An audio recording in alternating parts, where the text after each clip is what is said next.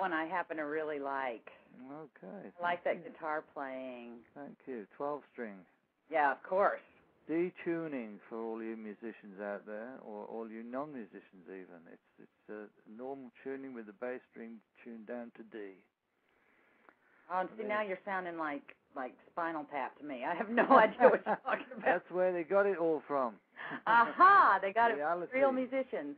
That's why they're so popular, because it's so true, all that stuff. Yeah. Okay. I'm trying Sherry one more time, and if we can't hear her, then I already know what her question is. So, Sherry, try again. Hello. Hi. Can you hear me? Yes. Yeah. Yay! Where have you been? In the chat room here, trying to get through. I said I broke Rundgren Radio. I'm sorry. Oh, dear.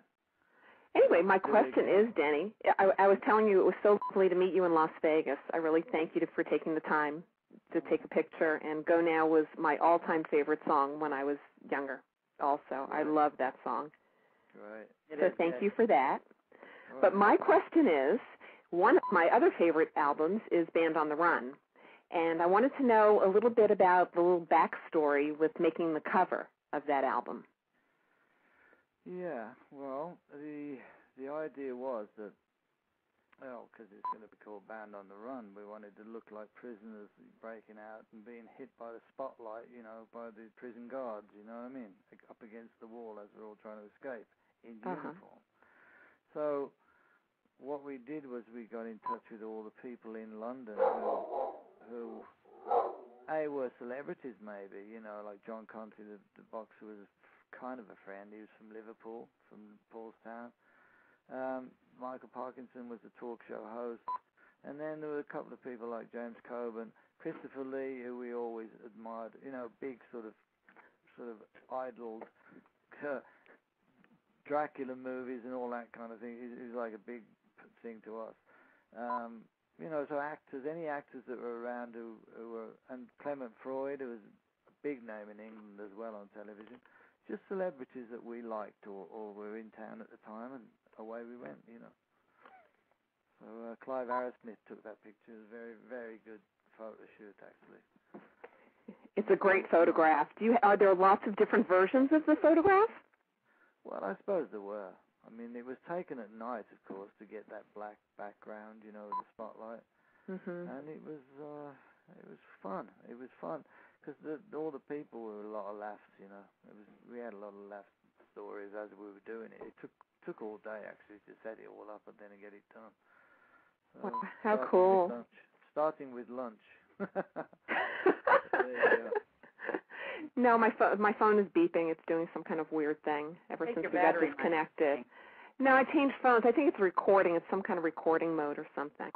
Uh-oh. Anyway, sorry about that. But I do actually have another question. I wanted to know about just the relationship between Paul and Linda was so dramatic because just after he left the Beatles.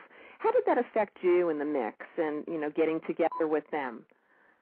Well, I think she was, he and her were obviously spent all the time together. They were kind of lived a kind of a remote life in many ways, so they kind of relied on each other a lot and kept the family away from the press and stayed up in Scotland. I enjoyed that a lot because that's exactly what I'm like. I like my privacy when it's time to have it, And I got on great with them as a result of that because we were all very much like friends, really. Kind of like family too. Huh? Yeah, exactly. We all I'd stay in one cottage and they'd stay in their own, and then we'd sort of get together all through the day and do this and that for probably a month. And then it was just like not being in a group. It was just like being on holiday somewhere, camping out somewhere, So we got to know each other really well that way.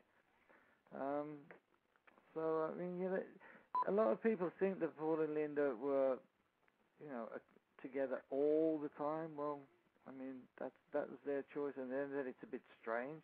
But like I say, I always come to the defense of well, if you're in that position, you probably do the same, pal. That's the way I feel about it, because, like I say, it can be very kind of lonely at the top, if you know what I mean. So she was great support, and I always admired her for that, and we're great friends. She seemed like a very, very nice lady. She was. She told it like it is, you know. That's what I like. Yeah. Well, I know there were lots of fans who had their heart broken when when they got married, but they ended up being a lovely pair. Yeah, right, exactly. Good. Well, it was very, very nice talking to you. I'm sorry there's so much going on with the phone line, and I broke it, but I hope to get to see you. I'm in Southern California, and you are going to be playing out here, you said? Well, we are setting up some dates, yeah. I'm actually going up to Portland, Oregon next month, but a few. But, yeah, I'm coming down the coast at some time, you know. We're setting up a whole California thing, so, yeah. Excellent. Okay, I'll be doing that. Well, thank you, Denny. You take care. You too. Bye, Mel. Thanks, Mary. Mel asked the laundry question, too. I did, but I think you guys... Oh, I missed it? Shoot. I was trying to, vamp while you were messing with your phone. All righty. Well, take care, Denny. Technology. Yeah, really. Well, have a good night, you guys. We'll talk to you soon. Okay. Bye-bye. Bye. I had a question in the chat room, and it's about wings, but we'll ask it, and then we'll move back into your solo career. This is how this show goes, because we get callers, and it kind of goes back and forth and back and forth. Yeah, like life. Wheezy, who had called in earlier from Canada, had one more question, and it was, you guys recorded an album in Lagos, Nigeria, and tell us about that experience. Why did you even go to Nigeria? Well, it was partly because it was an EMI studio, and remote EMI studios is what we were looking for, to get as many influences as we could around the world musically. To be in different environments, you get different musical stuff, and that was just an idea of going to the heart of African music, really. And Ginger Baker was also out there. He had his own studio out there, and he was a friend of ours. So that was just one thing led to another. We ended up going there. It turned out to be, an album that just me, Paul, and Linda did together, because a couple of the members of the band had already left by then. And it turned out to be a great album. So, there you go. It was a great atmosphere and a great experience, really. What album was that? That was Band on the Run. Oh, it was? Yeah. Okay. Yeah. Wow. That did end up being a very big album for you guys. Absolutely. That's what I'm saying, yeah. Well, that world music stuff, you guys were pretty cutting edge, because that's like the thing now. Well, Paul Simon and Peter Gabriel and all that, they're really branching out into that. Yeah, that's true. Yeah. Okay, all right. Enough of the Paul McCartney show. Let's get back to the Denny Laine show. No, I was part of that. I don't mind. Yeah. But, we've still got lots to talk about. I hope you're not in a hurry. No. Okay.